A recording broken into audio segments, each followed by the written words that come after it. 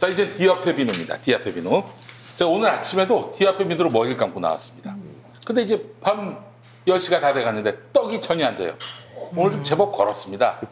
땀이 날 만도 한데 전혀 땀이 안 났어요. 네. 자, 최근에 구매 후기입니다. 처음 사봤는데요. 거품 잘 나고 매끌매끌하고 향도 좋고 참 마음에 듭니다. 또 다른 구매 후기입니다. 김용민님 머리 감고 나서 피부에 광 나는 거 보고 시험 삼아서 구매해서 써봤습니다. 한번 써보고 바로 추가 구매도 했습니다. 저도 쓰지만 아이가 셋이 있는데 애들 목욕시킬 때 써봤습니다. 큰아이가 XXP가 심한 편이었고 아토피를 말하는 것 같습니다. 그리고 잘 때마다 간지럽다고 자주 긁었는데 디아페 비누 쓴 이후 잘 긁지도 않고 피부도 좋아진 듯 보입니다. 우연일 수도 있겠지만 우연치곤 대단하지 않습니까? 저도 머리 감을 때 샤워할 때 쓰는데 피부가 좋아졌다는 소리 많이 듣습니다. 향도 기능도 정말 좋습니다. 그래요. 우리 사실은 이제 머리 감을 때 쓰는 비누 따로 있고 비누가 아니라 샴푸 따로 있고 얼굴 씻는 이런 비누가 또 따로 있지 않습니까? 거의 따로 하죠. 예. 그 두 가지를 나눠서 쓸 필요가 없는 분들이 있습니다. 사실 남자분들이 좀 그렇잖아요. 여기서 거품 내가지고 네. 발 씻으려면 이거 거품 밑에다 던져가지고. 네. 아니 근데 그뿐만 아니라 두발장애 말씀하시는 거예요. 그래서 씻는데 어디까지 씻어야 되는가 네. 이런. 그래서 저희가 조금만 더 저희 수입이 생기면은 네. 전두환 씨를 홍보대사로 모델로. 네. 전두환 씨를 홍보대사로 한번 모실까 생각 네. 중에 있습니다. 네. 한 번에 실 수 있는. 예? 네. 한 번에 실 수 있는. 번에, 예, 그렇습니다. 출연료는 압류하면 되겠네. 그렇습니다. 바로 압류하면 되겠습니다. 자, 디아페 비누의 특징은요, 정제된 유황을 원료로 합니다. 유황의 살균 효과로 습진이나 가려움증, 땀띠, 모낭충, 여드름 등에 효과적입니다. 거기에다가 제주도산 마유 오일을 사용해서 보습 효과가 정말 뛰어납니다. 피부 건강에 이로운 성분들이 포함된 어성초를 원료로 사용합니다. 단순 천연 재료가 아닌 발효 숙성시킨 6주 동안 발효 숙성시킨 한방 재료를 사용해서 피부에 도움이 됩니다. 건조한 날씨, 환절기에 특히 좋은 디아페 비누 김용민닷컴에서 가장 저렴한 가격에 만나보시기 바라겠습니다. 자, 말씀드린 대로 김용민닷컴에서는 5월 가정의 달을 맞아서 다정한 특가 이벤트를 진행하고 있습니다. 다양한 먹거리부터 부모님 선물, 아이들 면역력 강화를 위한 각종 건강식품, 그 밖에 코지마 안마 의자, 리퀴 마사지건 등 인기 가전을 그야말로 압도적 초특가에 판매하고 있습니다. 김용민닷컴의 다정한 특가 행사로 코로나19에 지쳤던 많은 분들께 조금이나마 응원이 될 수 있기를 바랍니다. 네, 감사합니다. 네네. 오, 자, 정치부시와 함께하고 계십니다. 자, 김태년. 네? 김태년 민주당 원내대표. 원내대표시죠. 네. 예.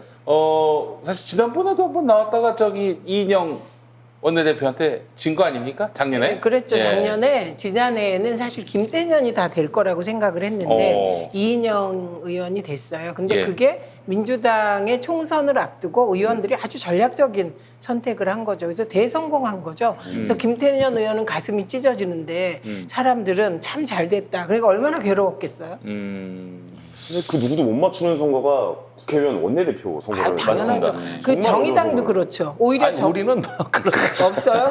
우리는 저희는 못 맞추진 원내대표를 정의당 들어온 이후에 경선해 본 적이 없습니다. 경선을 해본 적이 없다. 치대구나 다. 한 분이 하셨고. 민주당은요 이번에 163명인가 투표했잖아요. 163인가 상갑. 그러면 3명이 나오면 표가 480표쯤 되는 거예요. 셋이 다 찍어주는 것처럼 하기 때문에. 그래서 예측하기가 되게 힘들죠. 근데 이번엔 김태년 의원의 선거 전략은 그냥 단순하더라고요. 나 당권파다 이거예요.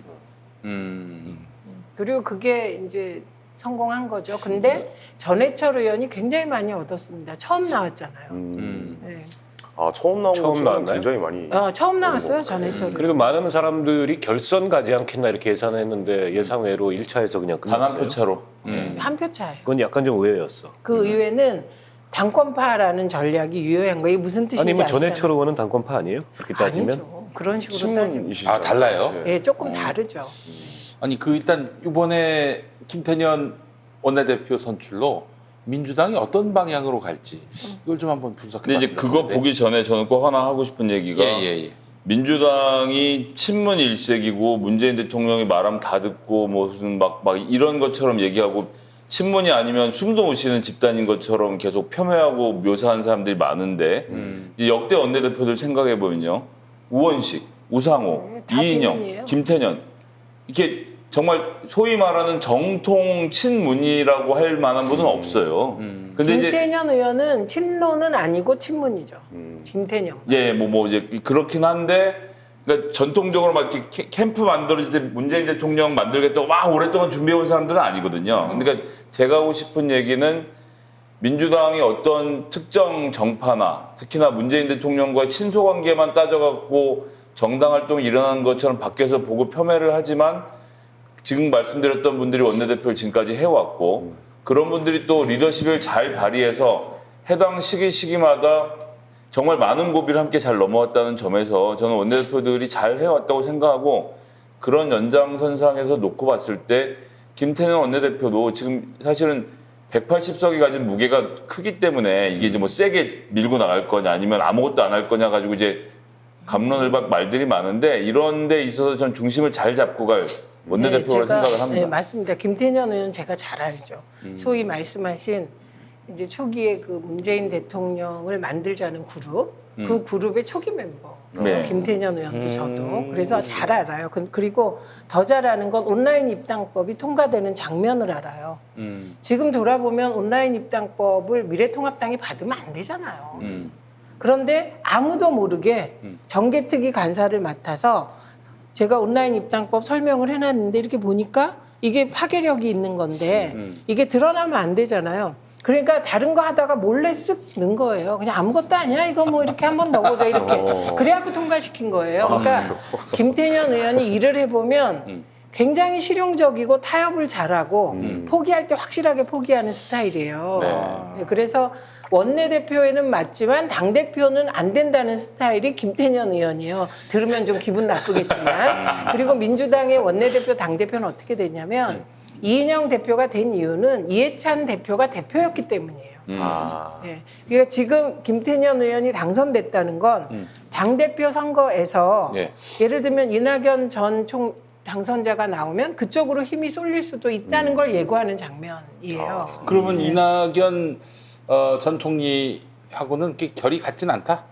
그건 다르죠, 맥이. 이낙연 당선인이 네. 전 총리 자체가 예. 친문이 아니어서 기용된 분이세요. 그래서 알겠습니다. 개파 안배로. 사실 어떤 의미에서 봤을 땐 4선 의원이고 지역에서 그리고 전남도지사를 했기 때문에 갑자기 이렇게 중앙으로 발탁되어 올 거란 생각을 사실 못 했던 했죠. 사람은 없었는데 그걸 그냥 문재인 대통령이 확 끌고 올라가서 단숨에 예. 알겠습니다. 그 우리 저 김성애 대변인도 계신데 그 김태년 원내대표가 됐으니까 열린민주당과의 관계 또 정의당과의 관계는 어떻게 설정할 거라고 보세요?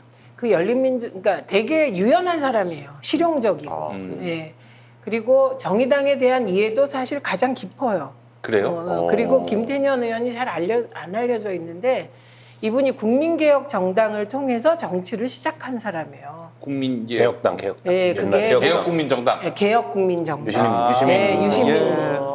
그게 무슨 얘기냐면 그게 그 정당이 만들어진 게 노무현 전 대통령이 민주당 후보로 뽑혔는데 내부에서 후보를 바꾸려고 했잖아요. 네. 그때 노무현 후보를 지키기 위해서 만든 게 개혁국민정당이고 그 개혁국민정당의 성남 지부 책임자. 성남지부 시민운동을 했던 분이죠. 책임자였어요. 그래서 굉장히 그래서 열린우리당으로 출마해서 당선이 되신. 이해도가 깊은 사람이야. 모든 사안에 대해서. 근데 저는 열린민주당에 대해서는 그냥 제 개인 생각이 그러니까 내부에서는 독자 정당으로 가자는 분위기도 있을 텐데 적절한 시기에 좀 큰 틀의 고민을 해야 되지 않을까 싶어요. 왜냐하면 지금 민주당이 177석이 됐어요. 177. 그제 두 명의 그 더불어시민당에 타당에서 온 두 사람 빠지고 빠졌고 그 그다음에 양정숙. 양정숙이라는 분은 사실은 한석 갖고 있을 수가 있겠습니까? 지금 민주당이. 그럼 딱 3석이 비더라고. 그래서 그 퍼즐을 좀 놓고 맞출 필요도 있지 않을까? 저는 그런 생각도 열린민주당에서, 해봅니다.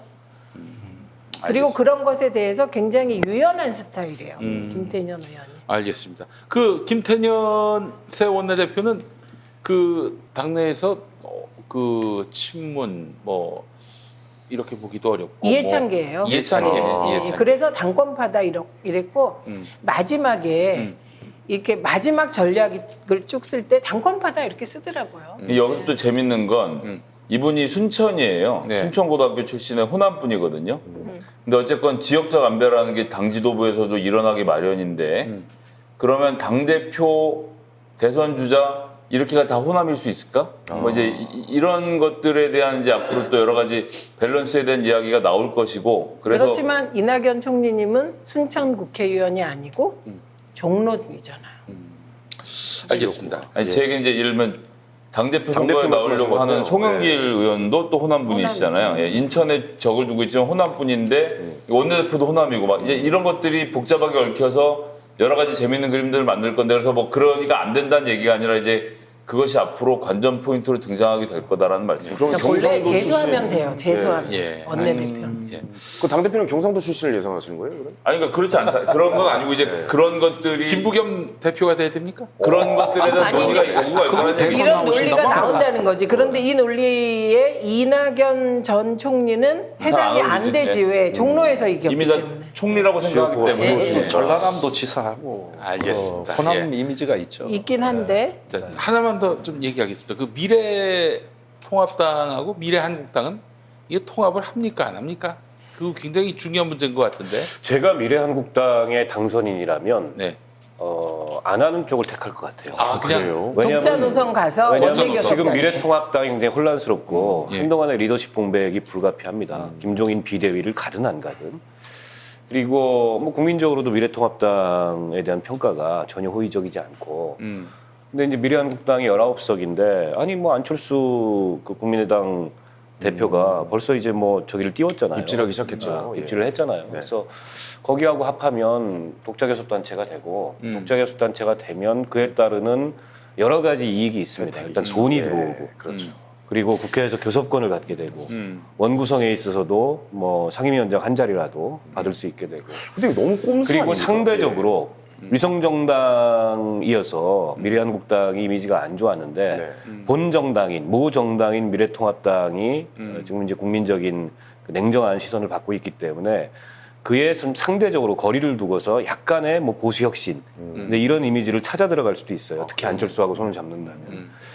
근데 그런 움직임이 분명히 있는 것 같아요. 그 내부에. 게다가 거기 지금 대지도부를 구성하고 있는 사람들은 이제 의원이 아니에요. 곧 이제 그 전 의원이 될 분들인데 이분들 입장에서는 교섭단체 대표 이런 거 하면 나쁘지 않거든. 게다가 교섭단체 원내대표 다 초선이니까 예를 들어서 국민의당 쪽에 지금 3명의 의원이 있는데 그중에 재선된 사람들도 있어요. 교섭단체 삼선도 원내대표 예, 던질 수도 있고 그리고 삼선이 있나요? 권은희 삼선이에요. 그런 걸 던질 수도 맞아요. 있고 또 밖에 무소속 중진들이 있어요. 근데 이 사람들은 조금 함부로 몸을 움직이기에는 너무 이제 좀 무게가 많이 나가서 그렇긴 한데 예를 들자면 권성동 의원 같은 경우에 미래통합당에서 바로 받기가 좀 민망하거든. 비차간에. 뭐 홍준표 의원도 네, 그렇고. 홍준표까지는 뭐 모르겠어도. 예, 예. 근데 교섭단체 원내대표는 폼나거든. 그렇잖아요. 20석이긴 뭐 하지만. 윤상현 의원 뭐 이런 분도. 뭐 그런 조건으로 입당을 할 수도 있고 네네네. 권성동 의원 같은 경우에 그래서 그러니까. 여러모로 저는 지금은 원심력이 작용하는 시기이기 때문에 미래한국당하고 미래통합당 통합에 있어서 양쪽의 의견이 많이 다를 가능성이 있다. 아니 이제 그런데 저게 이제 정치공학적이고 정치인 중심의 분석이거든요. 그리고 저렇게 갈 수도 있을 거예요.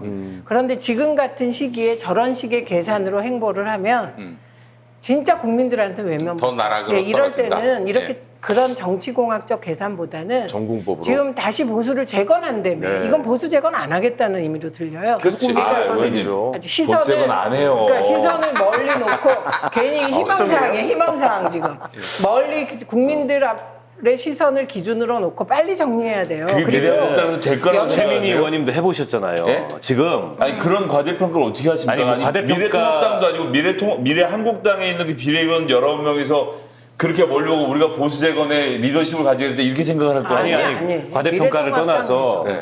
지금 이제 수도권에 대거 낙선했잖아요. 미래통합당의 후보들이. 다 거의 다 이 낙선했죠. 사람들은 지금 마음이 지옥이고 마음에 큰 이제 구멍이 뻥 뚫려 있을 거야. 근데 당선된 사람들은 마음이 꽃밭이에요. 나는 당선됐거든. 제 말이 그 사람들은 마음에 구멍이 없어. 지금 당장 구덩이가 미래통합당 없어요. 원내대표 선거 나온 거 보세요. 지금 누구랑 주호영이랑 저기 권영세 의원이 이렇게 둘이 붙잖아요. 저는 조영이 이길 거라고 생각해요. 네. 예. 그리고 조영이 그러니까 그렇게 되는 건 뭐냐면 야 22년 대선 일단 모르겠고 우리는 TK와 PK에서 우리의 진지전을 구축하자 이렇게 하고 거기가 처박혀 있을 사람들이에요. 아니 내가 의원 됐는데 그리고 우리끼리 100명인데 뭐가 아쉬워요. 우리가 밖에서 볼 때 180대 100이니까 되게 그래 보이지만 안에 들어있는 100명끼리 너무나도 행복해요. 나 그리고 여기서 그다음 혁신이 없는 상태로 가야 다음번에 한 번 더 할 수 있는 기회도 오고 하기 때문에 저는 이 얘기, 요 마지막 얘기에 네. 진실이 있어요. 네. 민주당이 84석 한 적 있죠. 82석. 그 저기 2008년에. 예, 그때 그 민주당 의원들이 뭐라 그랬냐면 우리는 다음 선거 때 무조건 당선될 사람이야. 이렇게 얘기를 했다고. 그렇죠. 실제로 다 당선됐어요. 거의 그럼요. 다. 그러니까 지금 이 100명, 80몇 명이죠. 거기도 지역구가.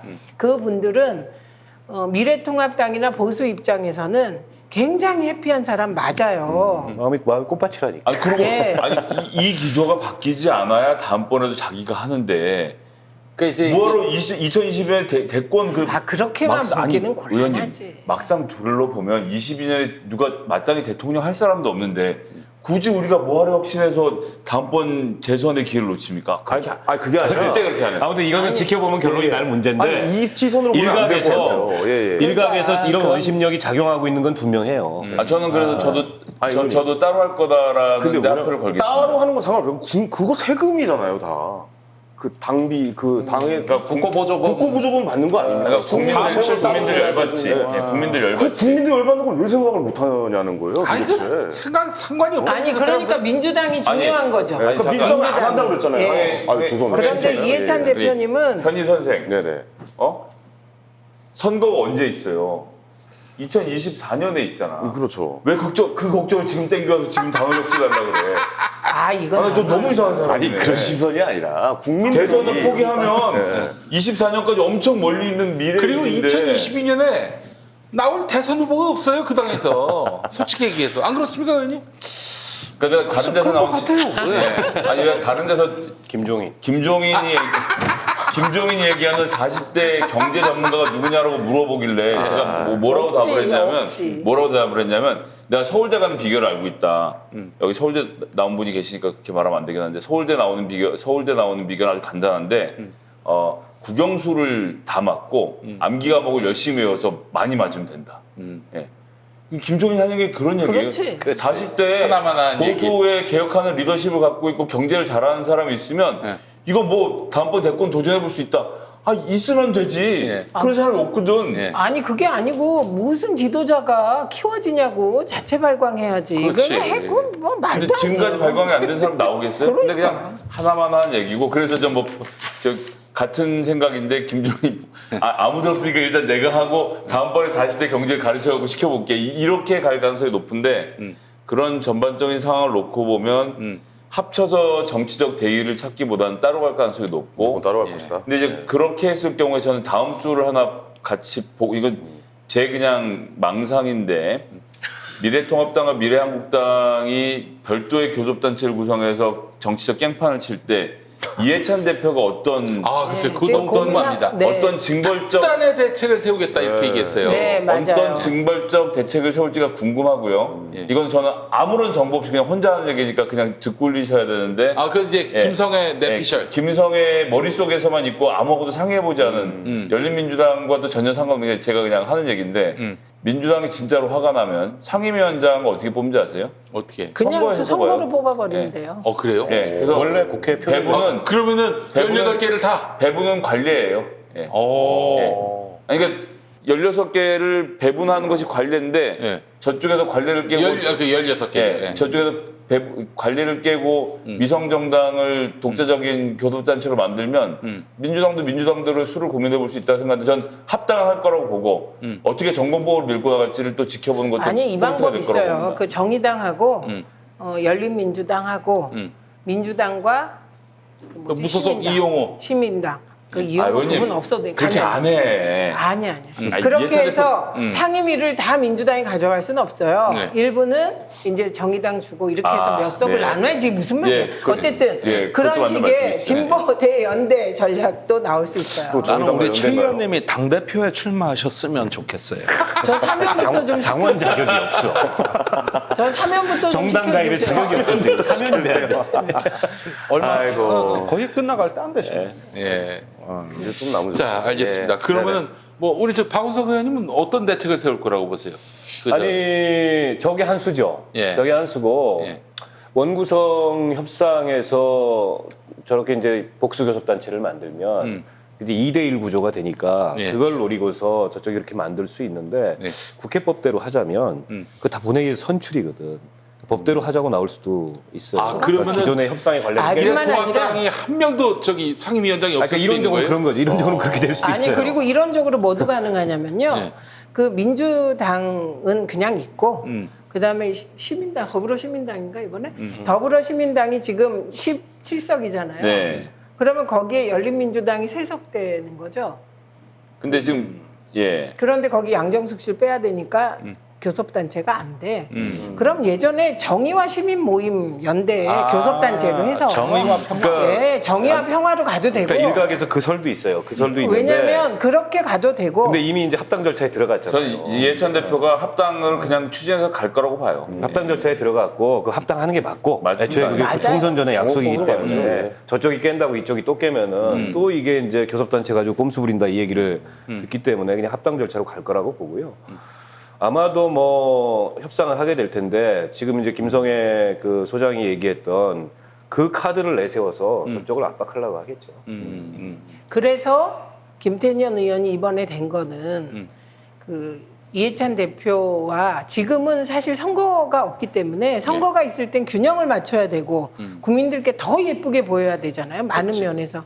근데 일단 선거가 2년 후잖아요. 그러니까 지금은 당권파가 원내대표 되는 게 이게 좀 필요한 일이었죠. 네. 그래서 저는 이해찬 대표 임기가 이제 3개월 남았습니다. 그리고 3개월 안에 많은 일이 벌어져요. 국회의장부터 원구성부터 뭐 많은 일이 일어나기 때문에 예. 요 3개월 동안 아마도 이해찬 대표는 이제 정치도 그만하실 거거든요. 예. 그 특단의 대책이 진짜 나올 것 같고 이랬을 때 원내가 아 그게 무리하지 않습니까? 뭐 그 과거의 관행인데 이러면 곤란하다는 거예요. 지들이 다 깼으니까 그는 네. 신사협정. 예, 국회법 41조에 있습니다. 예, 뭐 본회의에서 선거한다. 상임위원장은. 그래? 예. 그래. 과반이야 과반. 뭘 교섭단체에 의해서 배분을 하긴. 그거 그냥 관행으로 해준 거예요. 그 저기 근데 공수처 추천위원은 또 아, 미래 근데 이거는 정말 저희가 이 문제는 제가 한번 꼭 얘기하고 싶은데 뭐 예를 들면 최강욱 당선자라든지 황희석 후보 이런 분들 공수처장 했으면 좋겠다. 그거 안 이문정 되지. 했으면 좋겠다. 안 되지. 아니 문재인 대통령이 그런 분이십니까? 예, 여야가 보기에 누가 봐도 공평해 보이고 아 이런 사람이면 잘하겠다라는 분을 공수처장을 모시고 와서 공수처의 기강을 바로잡고 검찰이 제대로 할 수 있도록 공직자들이 제대로 할 수 있도록 환경을 만들지 누가 봐도 민주당 편들 것 같은 사람을 공수처장에 세울 거라는 것은 전 말도 안 되는 얘기라고 생각하고요. 그래서 아니, 그러니까 교섭단 야당이 용인하는 공수처장이 탄생하는 게 당연합니다. 여기서 야당이 반대하는 공수처장을 만들 이유가 문재인 대통령에겐 1도 없어요. 아, 지금 검찰이 지금 저희가 정확히 알아야 되는 게 검찰이 문재인 정부의 반기를 드니까 공수처가 겁나는 게 아니고요. 저기 이문정 검사는 물반 고기반이라고 누구는 물이 없어서 다 고기라 그러는데 네. 예 그냥 그 안에 범죄자가 많으니까 반대를 하는 거예요. 그러니까 검사들이 대거 저는 공수처의 거꾸로- 수사 대상이 될 것이다. 예, 저는 거꾸로 미래한국당에서 추천하는 인물로 갖다가 집어넣어서 공수처장을 만들어도 저 조직은 어쩔 수가 없어요. 아, 그러니까 이 공수처장 임명과 그 미래한국당이 교섭단체로 있는 건 상관이 없어요. 왜냐하면 어차피 어차피 두 개는 7명의 추천위원 중에 추천위원 7명인데 2명을 대통령이 속하지 않은 교섭단체에 주게 돼 있기 때문에 미래한국당이 아니어도 미래통합당이 2명 추천하는 거예요. 그렇죠. 예. 그러니까 상관이 이런저런 없어요. 상관없습니다. 아, 그런 거예요? 그럼요. 네, 네. 그러니까 더불어시민당이 교섭단체를 별도로 만들지 않는 이상은 네. 두 몫의 추천은 이 미래통합당에게 있고 미래통합당과 함께 할 수 있는 그러니까 합의할 수 있는 인물로 공수처장을 만들고 그 공수처장이 국가기관을 바로 세우는 걸 보여줘야 국민들이 따라오죠. 네. 알겠습니다. 네, 네. 아유 오늘 정치 보시면 알찬 이야기. 너무 알찼어요. 예, 얘기할 예. 시간이었습니다. 우리 김종대 의원님 모셔가지고 또 아, 더 너무 재밌었어요. 아 원래 이래 알찬 거 아니었어요? 항상 오늘 특별히 특별히 나날이 창에 알이 찬 거 같아. 그게 고기지회 아닙니까? 예. 고기 찾죠. 예. 아, 저 캐비어가 들어있는 줄 알았어요. 제가 처음 나왔지만은 이렇게 탱글탱글한 맛이 느껴져요. 아까 김일성 종합대학교 김종대. 예, 이거 되게 좋았습니다. 아니 억류될 뻔했다니까 못 올 뻔했어. 그 최고 저는 모독이잖아. 좋았어요. 못 오실 뻔했어요. 자주 좀 뵀으면 좋겠습니다. 아 예. 아니 뭐 저는 행복했습니다. 네. 그래요. 오늘 김종대 의원님 아유 저 선거 때 너무 고생하셨는데 하여간 참 그 고생하신 것 우리 국민들과 지역 주민들이 잘 아실 거고 또 그럼요. 네. 앞으로도 더 큰일 하셔야죠. 네. 평화와 통일을 위해서 또 큰 역할을 하시리라 기대하고요. 자 정치부심 이렇게 해서 이번 주 순서를 마무리 짓도록 하겠습니다. 네. 저희 다음 주에 또 뵙도록 하겠습니다. 자 여러분 고맙습니다. 감사합니다. 감사합니다.